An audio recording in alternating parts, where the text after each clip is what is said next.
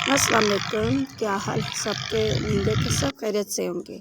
आज का जो व्लॉग है वो व्लॉग है मेरे गांव पे, क्योंकि मैं वॉक कर रही हूँ। तो वॉक करते हुए मैंने ये वीडियो बनाई है, तो जो आप लोगों के साथ में आज शेयर करने वाली हूँ। तो माशाल्लाह बहुत ही खूबसूरत प्यारा सा व्यू है हमारे गाँव का। हमारे गाँव का नाम है मल्लन से, वो तालका मातल में आता है। माशाल्लाह बहुत ही खूबसूरत हमारा गाँव है। तो माशाल्लाह अच्छे अच्छे सीन आपको देखने को मिलेंगे। तो मतलब कि हम वॉक करते हुए मैं वीडियो बना रही हूँ। यहाँ पे अम्मी वाले आगे निकल गए, मैं पीछे रह गई, क्योंकि मैं वह वीडियो बना भी रही थी और वॉक भी कर रही थी। दोनों से काम साथ कर रहे थे, थोड़ा इस वजह से मैं पीछे हो गई। लेकिन फिर आगे चल के इनके साथ में मिल गई। और माशाल्लाह यहाँ पे इतने अच्छे मंजर थे, इतने खूबसूरत कि क्या बताएं, इतना ज़बरदस्त, बहुत मज़ा आया माशाल्लाह वॉक करते हुए। आप लोग भी देखो, इंशाल्लाह आपको अच्छा लगेगा।